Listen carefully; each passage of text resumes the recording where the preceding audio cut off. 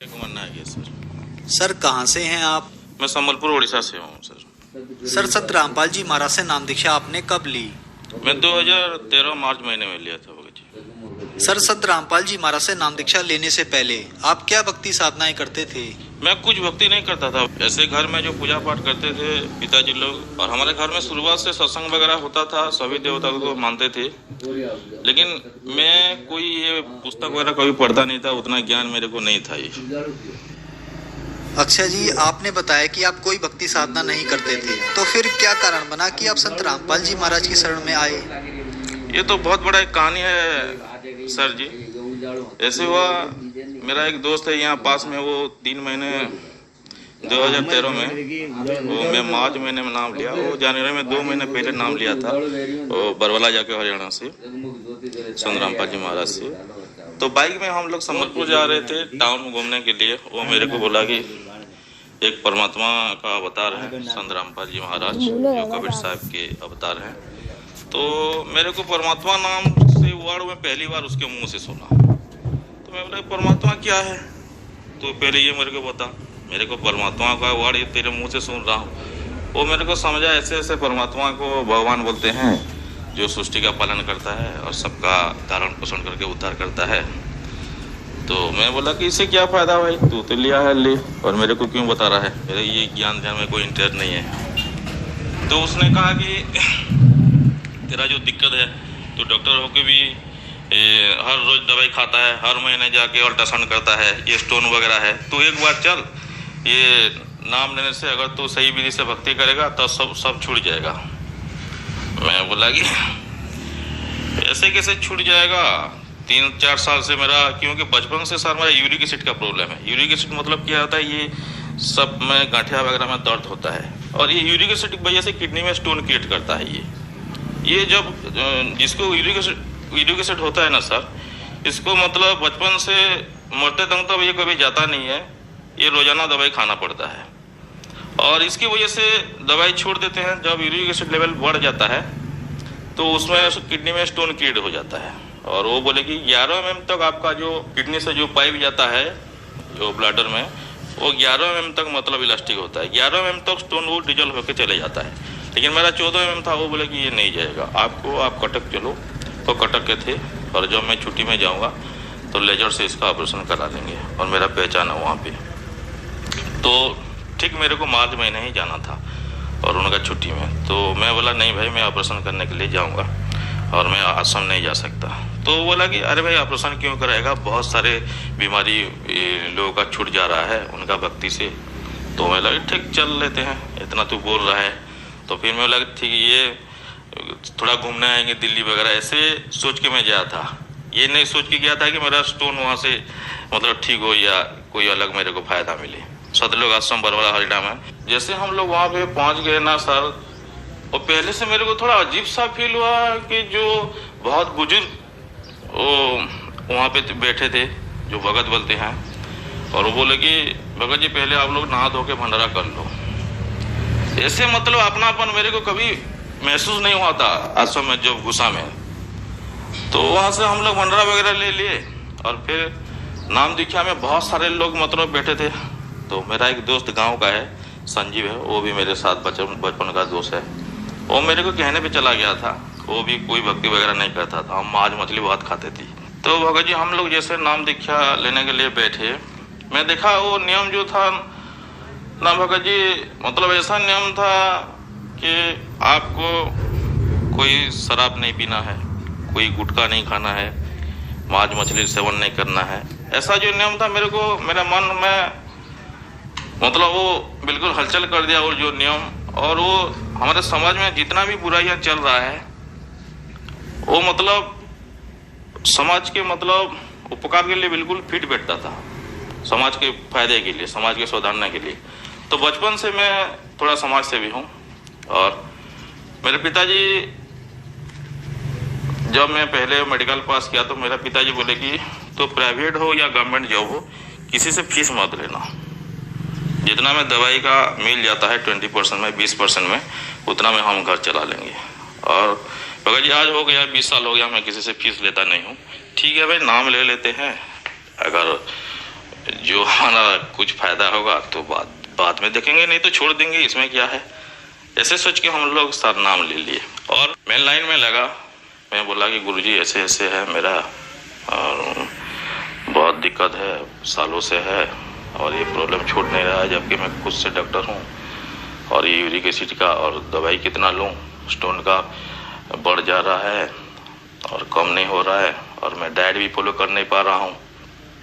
गुरुजी से इतना बोले कि ठीक हो जाएगा बेटा, ठीक हो जाएगा बोले, इतना बोले और परमात्मा ने आशीर्वाद दे दिए। ये जो हाथ रख दिए मेरे को कुछ बॉडी में कुछ हलचल, मतलब इलेक्ट्रिक करंट जैसा लगता है, ऐसे लग गया। गुरुजी फिर हंस के चले गए।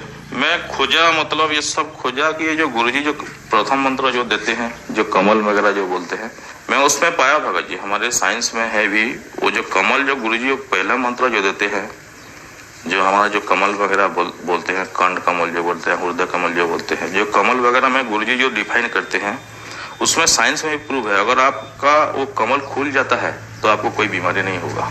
तो मैं ध्यान से वो मंत्र जाप किया 1 महीने, 4 महीने बाद मेरे को सतना मिला।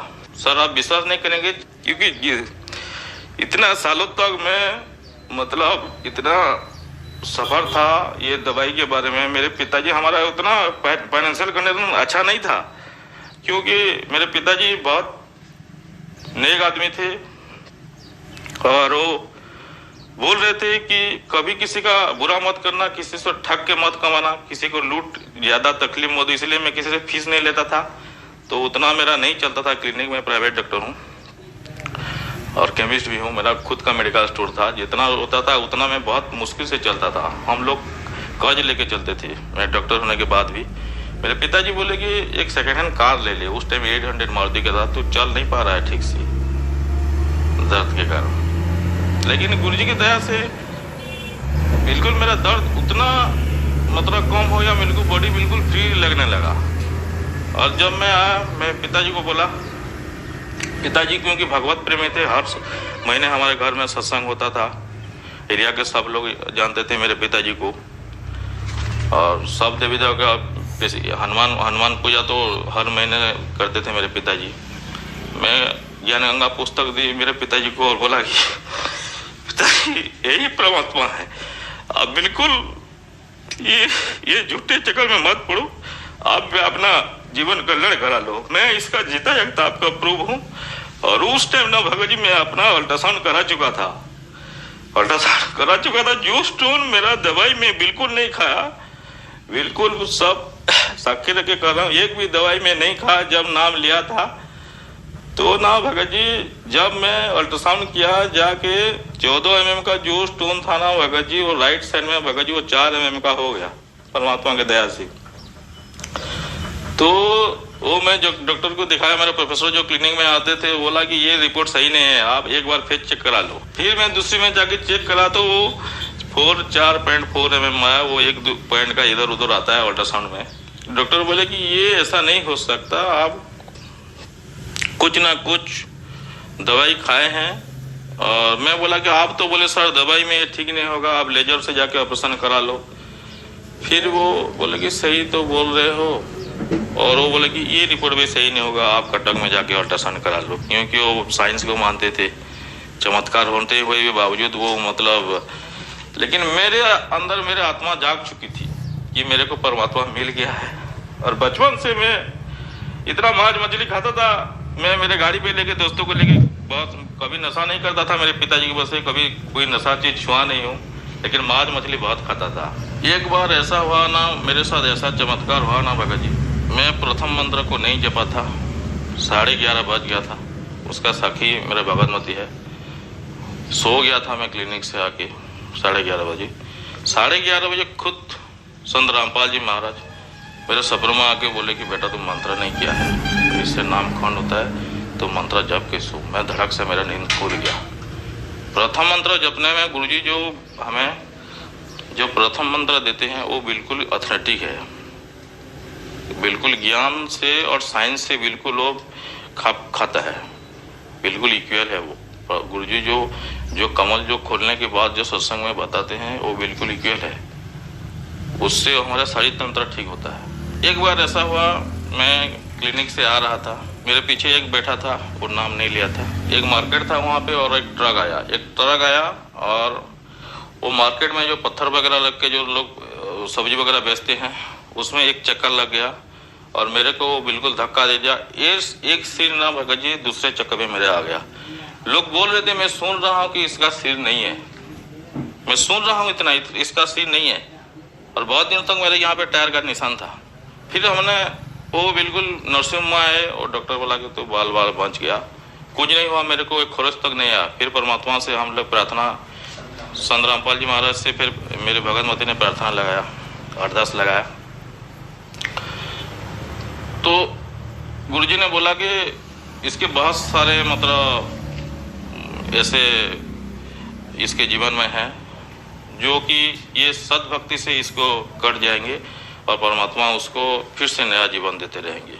बहुत सारे ऐसे आएंगे, बेटा घबराना मत, ठीक से भक्ति करो बोले। सर, आपके पिताजी एक नेक डॉक्टर थे और आप भी एक नेक डॉक्टर हैं। आप आज भी अपने पेशेंट यानी मरीजों से फीस नहीं लेते। हमें सुनने में आया था कि आपने अपने राज्य में कोरोना संकट में लगभग 25 लाख रुपए से ज्यादा की दवाइयाँ गरीब लोगों को फ्री में बंटवाई थी। तो सर, ये प्रेरणा, ये सोच आपको कहाँ से मिली? ये संत रामपाल जी महाराज का ज्ञान है, उनकी प्रेरणा है। हमारा प्राइवेट मेडिकल स्टोर है भगत जी, हमें भी ऐसे लिख दिया था कि मतलब टोटल दवाई फ्री में देंगे। मतलब हम एक मिडिल क्लास की फैमिली है, हमारे पास उतना भी पैसा नहीं है, लेकिन कैसे वो मैनेज हुआ। 11 दिन तक हमने बिल्कुल 12 से 13 हजार, बिल्कुल उस टाइम कोरोना का था, लॉकडाउन शटडाउन था कोरोना का। और लगभग हमने जो ट्रीटमेंट कर रहे थे ना भगत जी, उस टाइम जिस दवाई का थोड़ा खर्चा आता था, लोगों को 700 से 800 रुपए का खर्चा आ जाता था, लोग खरीदने नहीं पाते थे। लेकिन परमात्मा की ज्ञान ऐसा था कि वो गुरुजी ज्ञान से ना भगत जी अपने आप से वो लोभ बिल्कुल हट जाता है। और दुकान में कैसे कितना लगभग 20 लाख से ऊपर दवाई का ये ज़्यादा होगा, 25-30 लाख होगा, इतना मतलब दुकान में कितना दवाई मौजूद था, हमें ये कैलकुलेशन नहीं होता है। 20 लाख का दवाई हमने बिल्कुल लाए थे 11 दिन में। और ये सब परमात्मा संत रामपाल जी महाराज की दया से। हम भगत जी 30-40 पेशेंट देखते थे तो थक जाते थे, लेकिन 1000 से 11, कभी 800, 900, एक दिन तो 1600 हुए थे। परमात्मा कहाँ मैनेज कर रहे थे, बिल्कुल लाइन लगे थे। और गुरुजी के प्रशासन का भी बहुत सपोर्ट रहा 11 दिन तक, मतलब गरीब लोगों का। गुरुजी की ये परमात्मा संत रामपाल जी महाराज की बहुत बड़ी दया रही और उनकी प्रेरणा से ये हुआ भगत जी। नहीं तो हमें कौन ये सब सोच सकता है भगत जी, आम आदमी। सर, बहुत सारे लोगों ने बताया कि हमने संत रामपाल जी महाराज से ऑनलाइन नाम दीक्षा ली, मतलब मोबाइल के थ्रू नाम दीक्षा ली और हम ठीक हो गए। उन्होंने अपनी रिपोर्ट्स भी दिखाई और प्रूफ भी दिखाए। मेडिकल साइंस ने मना कर दिया था कि अब वो ठीक नहीं हो सकते, और संत रामपाल जी महाराज से ऑनलाइन नाम दीक्षा लेने के बाद वो ठीक हो गए। तो सर, आज टेक्नोलॉजी और साइंस का युग है, ऐसा कैसे संभव हो रहा है कि एक संत इतनी दूर बैठकर और ऑनलाइन नाम दीक्षा देकर उनकी बीमारियां ठीक कर देता है? और सर, ये जो आप पूछ रहे हैं, मतलब मेडिकल साइंस से इतना टेक्नोलॉजी डेवलप होने के बाद भी लोग संत रामपाल जी महाराज से कैसे ठीक हो रहे हैं। एक ऐसा आध्यात्मिक शक्ति होता है। हमने तो गुरुजी को अपना पूर्ण परमात्मा मान लिया है और वो कबीर साहब के अवतार हैं, और वो जहाँ भी रहें उनका शक्ति, मतलब परमात्मा शक्ति ऐसा होता है कि जहाँ पे भी आप लो, मोबाइल में लो या जाके कहीं भी, हजारों नामदान सेंटर अभी चल रहा है, जहाँ भी आप नाम लो उनका शक्ति काम आएगी भगत जी। परमात्मा को हमने कभी देखा है क्या भगत जी? अभी हमें परमात्मा को कभी, हम जिसकी भी भक्ति करते थे, राम कृष्ण हनुमान, साक्षात कभी देखा है क्या भगत जी? टीवी भी देखे हैं, ये राम है, ऐसा स्वरूप है, तभी हम राम माने हैं। लेकिन हमने भगत जी प्रूफ के साथ संत रामपाल जी महाराज को अपना परमात्मा मानते हैं। और इसीलिए मेरा एक निवेदन है सभी से, जितना भी लोग इंटरव्यू दे रहे हैं, जहाँ कभी इंटरव्यू दे रहे हैं, वो उनको फायदा मिला है तभी वो अपना इंटरव्यू दे रहे हैं, कोई अपने मन से नहीं दे रहा है ये। और मेरे पास ये सब प्रूफ है। देखिए, मैं इसमें एक प्रूफ दिखाता हूँ। इसमें लिखा है फेरिंजाइटिस, जो फेरिंग्स का गला पिछले भाग का फूल जाता है। और इसमें मेरा CRP लेवल देखो, उसी डेट का है, 35 है, 35-95, ये 6 के अंदर रहता है। ये 35 बहुत बड़ा हो जाता है, बहुत बड़ा इन्फेक्शन रहता है। और मैं ये संबलपुर में देखा था, ठीक मतलब अच्छा नहीं लगा। मैं कटक में जाके कंफर्म किया फिर परमात्मा से प्रार्थना लगाई, संत रामपाल जी महाराज से प्रार्थना लगाई। गुरुजी बोले ठीक हो जाएंगे, और मेरे वो मंत्र के ऊपर इतना विश्वास था, मैं दवाई नहीं ली, मेरा बिल्कुल ठीक हो गया। ये 35 वगैरह, ये भगत जी, ये इतना जिनको पता है मेडिकल साइंस, CRP जिनका बढ़ता है, बहुत कंटिन्यू दवाई खाना पड़ता है। यूरिक एसिड जिनका पड़ता है, कभी कंटिन्यू दवाई खाना पड़ता है। अभी परमात्मा साखियाँ में एक भी दवाई नहीं खा रहा हूँ, बिल्कुल स्वस्थ हूँ। कोई भी दवाई मेरे को संत रामपाल जी की दया से कभी एक भी दवाई नहीं लग रहा है। सर, बहुत सारे दर्शक आज आपको टीवी पर देख रहे हैं। आप एक डॉक्टर हैं, आप भी उन बीमारियों से गुजर चुके हैं जिनको संत रामपाल जी महाराज ने बगैर ऑपरेशन, बगैर दवाई के ठीक कर दिया। तो जो दर्शक आज आपको देख रहे हैं और वो भी किसी न किसी बीमारी से या परेशानी से ग्रस्त हैं, उनके लिए आप डॉक्टर होने के नाते क्या कहना चाहेंगे? मैं तो इनके लिए ये कहना चाहता हूँ, देखो अभी खास करके उड़ीसा का मैं जितना जानता हूँ, हमारे यहाँ बहुत सारे लोगों के पास दवाई खाने के लिए पैसे नहीं है। बहुत लाइलाज जैसे बीमारी है, किडनी का बीमारी है, हार्ट का बीमारी है, लोग बिना, गवर्नमेंट तो जितना हेल्प कर रहा है, फिर भी लोग बहुत मर रहे हैं। उन सभी से मेरा निवेदन है, आप एक बार संत रामपाल जी महाराज का सत्संग सुने। बहुत सारे चैनलों में अभी आ रहा है, ज्ञान को देखे, और जो ज्ञानगंगा पुस्तक है उसको आप जो आपके घर में है, आप जिसको जो पुस्तक है, गुरुजी जो बता रहे हैं, जो श्लोक बोल रहे हैं, आप उसके साथ मिलान करें। आपको सही लगे तो आप उस नंबर पे, जो चैनल पे नंबर आ रहा है, उस पर कॉन्टैक्ट करें। और बहुत सारे अभी नाम दीक्षा केंद्र खुल रहा है, और उसमें आप संत रामपाल जी महाराज से नाम लेके अपना कल्याण करवा सकते हैं। धन्यवाद सर।